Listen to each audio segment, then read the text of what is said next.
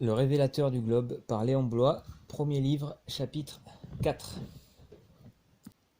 Qu'on se représente maintenant cet immense continent américain, s'étendant de l'un à l'autre pôle pendant près de 4000 lieues, si démesuré dans tous les sens qu'il aurait fallu plusieurs hommes pour en conquérir seulement le littoral, et qu'après 390 ans, les plus audacieux explorateurs scientifiques n'ont pu le connaître tout entier. Cette interminable chaîne de peuples, étrangers les uns aux autres et de langues diverses, séparés par toutes les différences de mœurs et de climat, divisés par des haines héréditaires et par des religions dont l'atrocité parfaite était la seule unité, tel était, au moment de la découverte, l'apanage exclusif de l'esprit du mal. Sans doute, le reste de la terre appartenait à ce monarque en la manière que je viens de dire. Mais ici, il était le maître absolu, le législateur, le père et le Dieu. Il n'y avait à redouter ni rédempteur ni évangile. Le sang de Jésus-Christ ne coulerait pas sans doute au travers de l'océan. Le vrai Dieu semblait avoir abdiqué toute suzeraineté sur ce monde malheureux, l'ayant laissé en apparence sans aucun secours pendant un nombre de siècles égal au nombre d'années qui font un vieillard. Vous êtes les enfants du diable, disait Jésus-Christ aux Juifs qui se flattaient d'avoir Dieu pour père. Cette affirmation, à la fois si mystérieuse et si nettement terrible, venant d'une telle bouche, ne s'appliquait pas seulement à cette nation déréglée et infidèle. Elle passait bien au-delà et s'en allait atteindre, à travers la race figurative, toutes les races et toutes les familles humaines, prévaricatrices, jusqu'aux dernières extrémités de l'espace et du temps. Mais combien réelle, combien effrayante, combien plus mystérieuse encore cette sentence doit-elle apparaître si l'on vient à considérer le total délaissement, l'absolu exil de ces multitudes à son image que Dieu vivant semblait avoir écarté à jamais et qui ne ressemblaient à la multitude des témoins de l'agneau dont il est parlé dans l'Apocalypse que par l'impossibilité de les dénombrer. Un grand philosophe moderne a dit que l'esclavage antique fut tout un christianisme virtuel et intérieur pour la gentilité. Assurément, les 40 siècles d'esclavage préalables à la diffusion évangélique durent peser bien lourdement sur le cœur de l'homme. Mais après tout, les ténèbres du paganisme, si épaisses qu'elles fussent, n'étaient pas des ténèbres absolues. La révélation édénique avait laissé dans l'argile raisonnable de profondes empreintes. Les primitifs historiens, les rhapsodes, les vieux tragiques sont saturés de surnaturel divin et prophétique. De sublimes éclairs traversaient parfois ce chaos et venaient illuminer d'étranges lueurs symboliques les simulacres et les autels. La grande promesse voyageait dans le monde parmi des générations de pénitents involontaires et, d'âge en âge, se formulait obscurément à la manière d'un écho lointain dans la clameur inspirée des voix sibyllines. Les législations elles-mêmes, si orgueilleuses et si dures, s'étaient laissées pénétrer comme d'un vague pressentiment de la dignité humaine. Le démon triomphait sans doute, mais il triomphait avec inquiétude et tremblait devant ses esclaves. En Amérique, rien de semblable. Ténèbres absolues et triomphe complet, comme en enfer. Le livre de la sagesse a un passage, sublime d'horreur, où le roi Salomon raconte la cécité miraculeuse de l'Égypte, région d'angoisse figurative de toute la gentilité. Ils étaient tous ensemble, dit le voyant royal, liés d'une même chaîne de ténèbres et enveloppés d'une longue nuit. Enclos sous leur toit, ils s'étaient couchés, fugitifs de la perpétuelle providence. Et, s'imaginant qu'ils pourraient demeurer cachés dans l'obscurité de leurs péchés, ils avaient été dispersés sous un obscur voile d'oubli, étant horriblement effrayés et dans un tremblement prodigieux, car la caverne qui les contenait ne les défendait pas de la crainte, parce que tout son qui descendait vers eux les remplissait d'épouvante. Le sifflement du vent, le chant suave des oiseaux dans les rameaux des arbres, le bruit de l'eau courante, celui des pierres tombantes, les ébats, invisibles pour eux des animaux, le hurlement des fauves ou les échos retentissants du creux des montagnes, toutes ces choses les faisaient mourir d'effroi. Il n'y avait point de feu si fort qui pût leur donner aucune lumière, et les flammes limpides des astres ne pouvaient éclairer cette horrible nuit. C'est alors que les prestiges de l'art magique parurent dérisoires, et que cette sagesse glorieuse fut bafouée avec ignominie. Car ceux qui promettaient de bannir toute crainte et toute perturbation de l'âme languissante languissaient eux-mêmes ridiculement, pleins de terreur. Ils étaient tous dormants d'un même sommeil dans cette nuit d'impuissance qui leur était arrivée du plus profond des enfers. Or, tout le reste du monde était illuminé d'une brillante lumière et accomplissait ses œuvres sans aucun empêchement. Eux seuls étaient écrasés de cette pesante nuit, image des ténèbres qui devaient leur survenir, et ils étaient devenus plus insupportables à eux-mêmes que leurs propres ténèbres. Eux seuls. Quel effrayant destin, et quel maître pour remplacer Dieu, une chaîne de ténèbres pour toute théologie, et la suprême, la perpétuelle épouvante pour toute législation. Du nord au sud, on pouvait marcher toute une vie d'Indien et faire 4000 lieues sans rencontrer l'espérance. Cette merveilleuse nature qui ravissait les conquistadors, au point de faire penser un instant à Christophe Colomb que le chérubin terrible ne faisait plus sentinelle avec son épée de feu et que les enfants du Christ allaient enfin recouvrer le paradis perdu. Les nouveaux venus en comprirent seuls la beauté. Dans ces grandioses forêts septentrionales qui s'étendaient comme une infinie cathédrale de verdure de la baie d'Hudson au golfe du Mexique, parmi les sublimités sauvages des montagnes rocheuses ou sur le beau penchant des Andes, au bord des Amazones ou dans les îles enchantées de la mer des Antilles, au milieu de cet inimaginable ruissellement de lumière, des êtres sans nombre, faits à la ressemblance du Très-Haut, se tordaient dans la boue sanglante des sacrifices humains, et agonisaient de terreur sous l'implacable azur de ce firmament qui ne racontait aucune gloire divine à leurs pauvres âmes. Ô Dieu juste, 5000 ans de cet enfer. Les théologiens nous enseignent que dans l'autre enfer, le supplice de la privation de Dieu surpasse infiniment tous les autres supplices, et l'un des plus grands pères de l'Église est venu nous dire que l'âme de l'homme est naturellement chrétienne. Ces malheureux avaient donc, au plus profond de leur cécité morale, un pressentiment quelconque d'un souverain bien absolument nécessaire et absolument inaccessible. Qui donc oserait assigner l'exacte limite qui séparait les deux abîmes, puisque l'un et l'autre pouvaient être appelés terre de misère et terre ténébreuse, couverte de l'ombre de la mort, où ne se trouve nul ordre et nulle rédemption, mais où habite la sempiternelle horreur. Un jour, enfin, le Seigneur appela un homme, comme il avait appelé Jean pour préparer ses voies, et il l'investit pour un temps de sa puissance, afin qu'il pût mettre décidément un terme à ce semblant d'éternité douloureuse par laquelle Satan, surnommé le singe de Dieu, avait essayé de se singer lui-même dans une sacrilège contrefaçon de son propre royaume.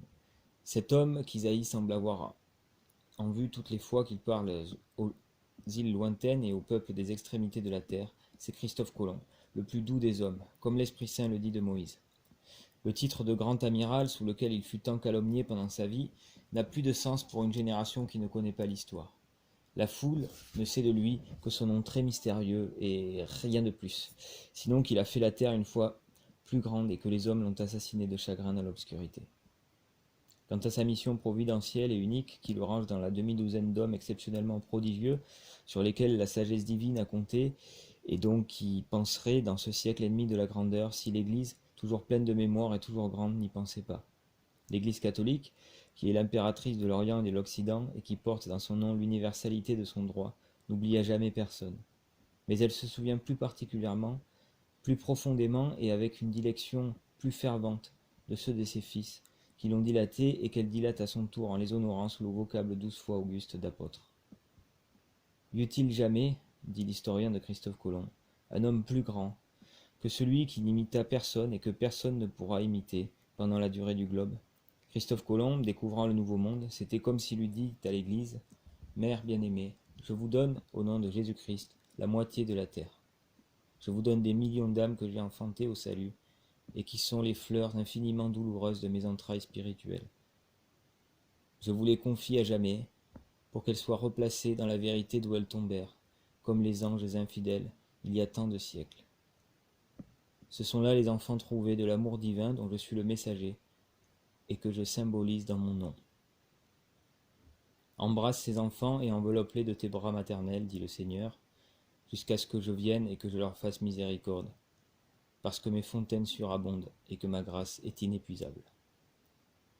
C'était encore comme s'il eût dit à l'esprit humain, je double l'étendue de ton héritage, et j'agrandis incroyablement le champ déjà si vaste de tes investigations. C'est par moi que va se révéler tout à coup un sens nouveau, le sens des grandes choses et de l'infini. La connaissance parfaite du globe terrestre sera le moindre fruit de ma découverte. J'aurai donné l'essor aux plus audacieuses entreprises scientifiques dans les siècles extraordinaires qui vont venir. Le livre de la nature, hermétiquement fermé jusqu'à ce jour, est enfin ouvert, et ouvert par moi, le révélateur de la création, qui serait, néanmoins, dédaigné et méconnu, et qui va disparaître comme un flambeau vulgaire porté contre le souffle de la tempête. Je prévois que les hommes abuseront de ce nouveau don de Dieu, comme ils ont abusé de tous les autres. Mais je sais aussi qu'il faut que sa volonté s'accomplisse pour que son règne arrive à la fin, sur cette terre prédestinée que j'ai été chargé d'amplifier et d'arrondir comme une sphère impériale pour la domination future de Jésus-Christ. La grandeur de Christophe Colomb est tellement unique et démesurée qu'elle déconcerte jusqu'à l'enthousiasme et qu'elle fait éclater le cadre ordinaire des analogies, traditionnellement requis pour la sainteté, même dans ses voies les plus exceptionnelles, par les théologiens et les docteurs ascétiques.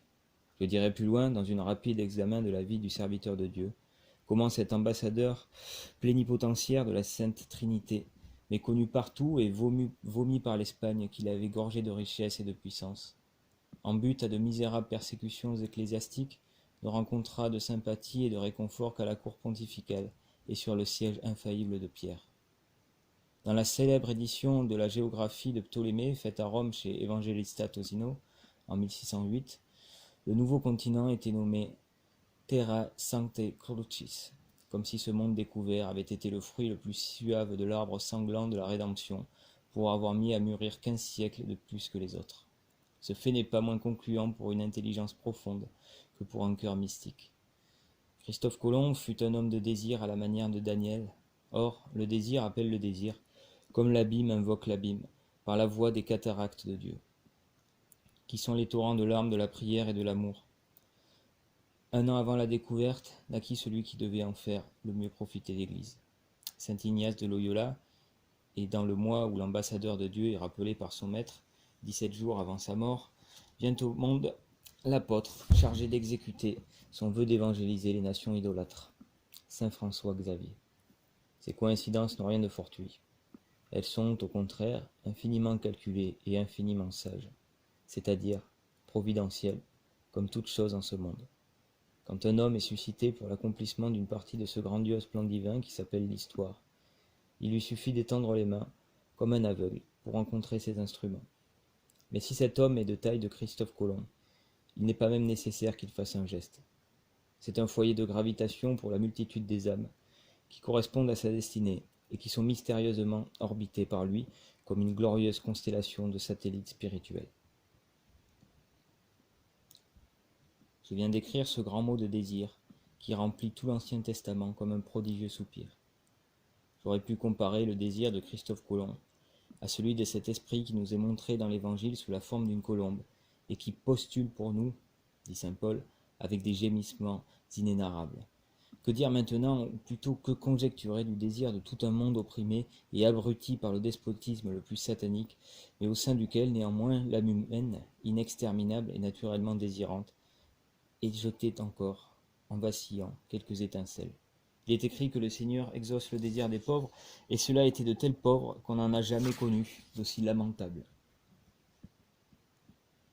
Quelque noires et profondes que fussent leurs ténèbres, il n'est pas possible qu'il ne s'élevât pas du fond du cœur de ces misérables un vague frisson d'espérance et de désir.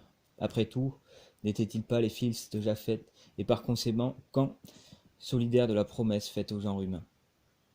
Quoique leur séparation d'avec le reste de la congrégation babélique remontât à des temps extrêmement anciens, il avait dû se conserver parmi eux comme un indéterminable fil de lumière, d'une ténuité et d'une pâleur infinie. Et Dieu, qui connaît les pauvres cœurs qu'il a créés, sait bien que c'en était assez pour que ces abandonnés désirassent. Mais que désiraient-ils? Il ne le savait point. Une sorte de tradition antique parlait seulement d'hommes extraordinaires qui devaient venir du côté de l'Orient et qui changeraient toutes choses dans leur patrie. Encore cette attente sourde et muette leur donnait-elle plus de crainte que de joie. C'est à cela que se réduisait pour eux le Veniet Desideratus du prophète Agé. Le grand oratorien anglais, le père Faber, fait remarquer comme une chose étrange qu'il y eut 7 jours pendant lesquels notre Seigneur n'eut pas de nom.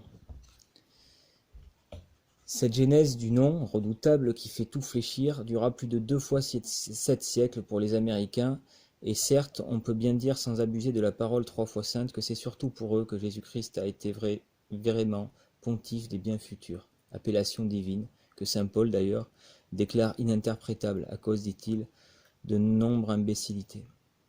Le Christ, dont Tertullien nous assure que toute âme humaine porte en soi le pressentiment et le témoignage, était donc, pour ces délaissés, un Dieu perpétuellement anonyme, qui n'aurait pu que les accabler de l'énigmatique et dérisoire littéralité de ses promesses. C'était là le triomphe et le défi superbe du père du mensonge. Nullement anonyme, lui, dans cette géhenne, puisqu'il y portait tous les affreux noms inspirés par le délire de la terreur, et nullement énigmatique non plus, puisqu'il ne promettait absolument rien à ces déplorables esclaves pressés de torture et séculairement découragés de toute espérance précise et certaine. Puisque Michel, vainqueur du diable, est désigné dans l'Écriture le grand prince qui se tient debout pour les fils du peuple de Dieu, n'est-il pas permis de supposer, planant sur ces régions ignorées et les préservant du définitif désespoir, l'un des compagnons du chef des cieux, un de ces anges de patience et de douleur, semblable à celui qui réconfortait le Fils de l'homme au jardin d'agonie, que les artistes nous montrent en pleurs sur les tombeaux des grands, et qu'un poète malheureux appelait, dans son angoisse, les séraphins noirs de l'adversité. Cet esprit, investi de l'indicible pitié divine pour ces peuples si lourdement châtiés, et confident incorruptible du dessein éternel de les délivrer à leur tour, sans en connaître le moment, de quel regard chargé d'angoisse ne devait-il pas explorer ce désert de vagues et cet inaccessible horizon d'azur, par où le messager du salut viendrait un jour comme le saint Christophe des pieuses images, avec le Christ sur ses épaules et la sainte croix dans sa main. Et lorsque le moment fut arrivé, et qu'aux yeux immatériels de ce tuteur de tant d'âmes désolées apparurent enfin les 3 petits vaisseaux du porte-Christ, perdus et comme noyés dans l'immensité des ondes, le héros qui les commandait avec tant de souffrance et d'un cœur si fort, menacé par ces équipages épouvantés et murmurants, déchiré peut-être par la crainte de ne pouvoir s'en faire obéir, dut se sentir soudainement retrempé dans sa constance en entendant la voix céleste qui lui disait au cœur « Prends courage, bon amiral. Les hommes qui t'entourent ne sont rien de plus que des flots, mobiles et pleins de rumeurs comme ceux de l'océan, et le Christ, ton Seigneur, a déterminé que tu commanderais aux flots. Relève-toi et songe aux dormants des îles inconnues. Souviens-toi de ton message au peuple captif qui t'attendent depuis si longtemps dans les ténèbres. Considère ce qu'ils souffrent et mesure, si tu le peux, à leur ineffable détresse, la grandeur du Dieu qui t'a choisi pour leur servir de père en te substituant à lui-même. Leurs âmes sont tellement obscurcies et courbées vers l'enfer qu'elles ne savent plus s'il y a un ciel. Le Maître les retient sous ses portes maudites. Prévaudra-t-il donc à la fin contre l'Église rayonnante de Jésus-Christ? Ces tristes peuples sont, à cette heure, comme une multitude de tombeaux errants, dans chacun desquels repose le cadavre de la vérité décédée, en attendant le grand jour où tu viendras la ressusciter. Messager du Très-Haut, est-ce que tu vas devenir toi-même, par défaillance de cœur, un sépulcre silencieux? Lorsque Jésus, Père des pauvres, s'en est allé vers son clarificateur céleste, il a promis qu'il ne laisserait pas ses enfants orphelins et qu'il viendrait à eux. Or, voici 15 siècles qu'il est parti, et que les pauvres d'entre les plus pauvres attendent leur Père. Des milliers de saints ont pleuré pour eux, sans les connaître. La Vierge Mère a pleuré aussi, et ils sont les fils de ses plus grandes larmes. Les astres même de ce beau ciel que tu contemples pour la première fois, ces créatures brillantes et inanimées ont l'air de compatir à tant d'infortunes et répandent chaque nuit sur ces exilés leur pâle lueur qui ressemble à des larmes de lumière. Conforte-toi, bon serviteur. Si tu allais périr, toi, leur unique espérance, que deviendrait-il et que ferait la Sainte Mère Église, pour qui tu es cette colombe unique et choisie, dont il est parlé dans le cantique d'amour? Et maintenant que la voix intérieure s'est fait entendre à cet apôtre, et pendant qu'elle vibre encore dans nos cœurs, malgré l'épaisseur des siècles, demandons-nous quel pourrait bien être le vrai titre et le vrai nom de l'homme incomparable que l'Église veut honorer, le vocable liturgique de sa vraie gloire.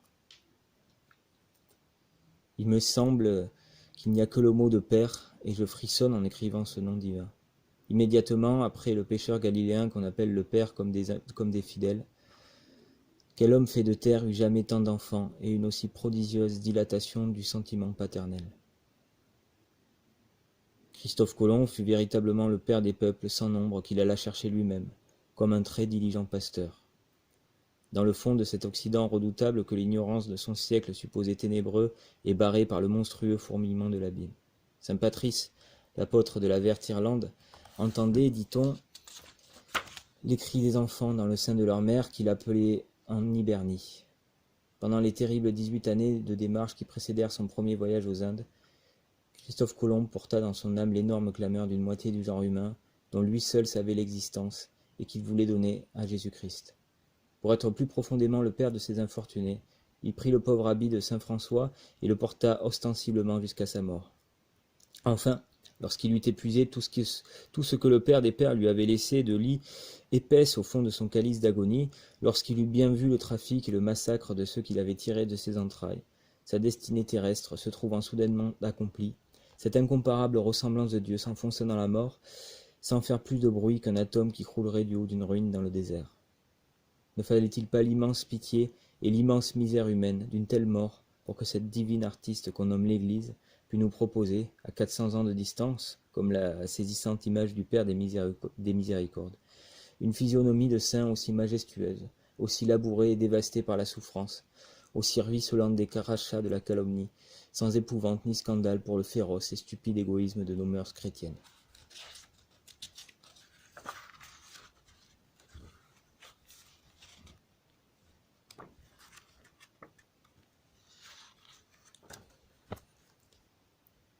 La colombe de Noé, envoyée 3 fois sur la terre après le déluge par ce saint patriarche, à la 3e n'en revint plus vers lui, dit le Saint-Livre, dans son divin langage mystérieux.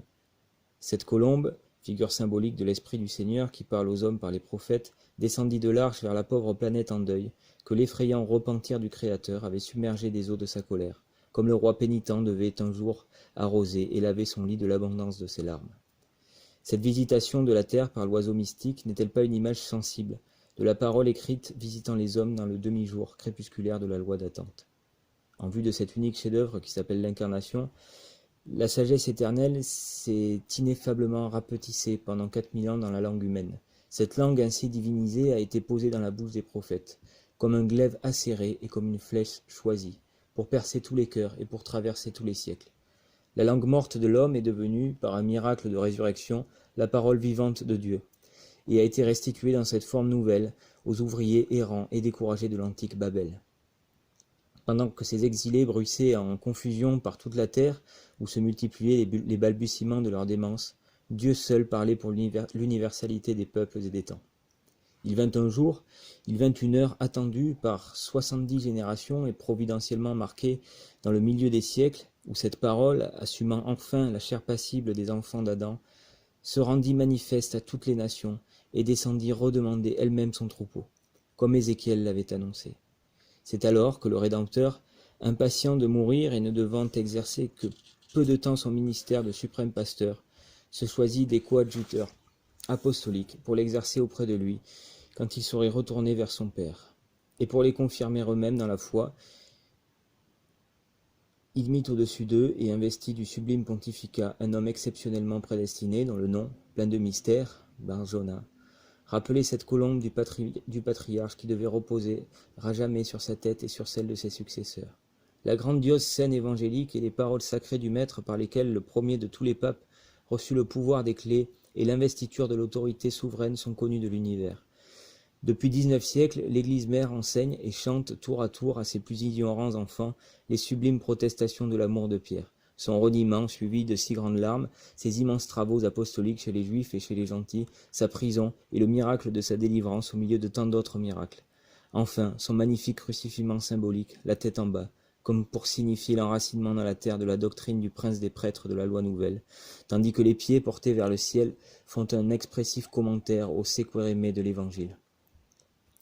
Saint Pierre avait gouverné successivement l'église de Jérusalem et celle d'Antioche où les fidèles prièrent pour la première fois le nom de chrétien lorsque la 2e année du règne de Claude, la 795e de la fondation de Rome et la 42e de l'ère vulgaire, il vint, par ordre du Seigneur, se fixer à Rome. L'immense empire de fer, prédit par Daniel, semblait avoir brisé et dompté toute chose sur terre, suivant le texte de ce prophète. Le temps était venu de cette pierre mystérieuse, qui, se détachant d'elle-même de la montagne, viendrait mettre en pièces les pieds fragiles du colosse. C'est pourquoi le prince des apôtres s'élança d'Orient en Occident, apportant dans ses mains le candélabre de la vraie foi, et dans ses veines de futurs martyrs la semence pourprée du catholicisme. Le paganisme était alors altier et obscur, comme les nuées de son Olympe, et l'esclave antique, désespérant, comme Pilate, de la vérité, se roulait avec fureur dans toutes les fanges de la superstition et l'impudicité. Des centaines de peuples suaient leur agonie, et dans un découragement surnaturel, s'étendaient aux pieds de granit ou d'airain des Molochs et des cynocéphales. Il ne se pouvait pas qu'une si grande multitude de créatures humaines fussent livrées et abandonnées sans recours à une aussi terrible défiguration de l'image de Dieu. À ce moment, Simon-Pierre, le Galiléen de Bethsaïde et de Capharnaüm, de pêcheur de poissons devenu pêcheur d'hommes, jette son filet sur le monde et renouvelle la pêche miraculeuse, accomplissant ainsi pour Jésus-Christ la magnifique unité de cette cité romaine, que la louve d'airain avait allaitée 800 ans pour le ventre de ses Césars. De Rome, il gouverne l'Église naissante en Asie, en Grèce, en Italie, dans les Gaules et jusque sur les côtes d'Afrique. Il fait 2 fois le voyage de Jérusalem, secouant le flambeau partout, résistant aux superbes, confirmant les faibles et ne cessant de répandre ses immortelles larmes de sa pénitence qui coulèrent 34 ans. Enfin, sous le règne de Néron, premier persécuteur de l'Église, on arrête comme incendiaires de Rome les disciples de celui qui avait déclaré vouloir mettre le feu par toute la terre.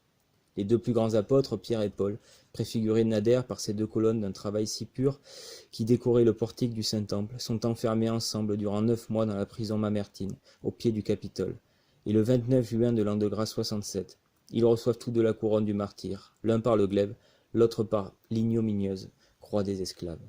Telle l'histoire de Pierre, telle l'histoire de l'entière de la papauté. Tous les papes sont Barjona, c'est-à-dire fils de la colombe, qui les inspire et par laquelle ils sont véritablement vicaires de celui qui voulut être reconnu fils de Dieu, dans la vertu de ce signe. Tous les papes sont ce pasteur suprême et indéfectible, par qui les autres sont confirmés, et en dehors de qui ils ne sont pas même des fantômes de pasteurs. Tous sont pécheurs d'hommes et pécheurs miraculeux. Tous pleurent le reniement fameux par lequel ils sont avertis de la fragilité du tabernacle humain sur le plus élevé des trônes. Tous, enfin, sont crucifiés en une manière spirituelle correspondante au crucifiement de Pierre, qui ne trouva pas que la croix du Maître fût assez infâme pour le serviteur et qui inventa de la retourner afin que ses successeurs, humiliés et souffrant en lui, ne puissent jamais s'interrompre de regarder du côté du ciel.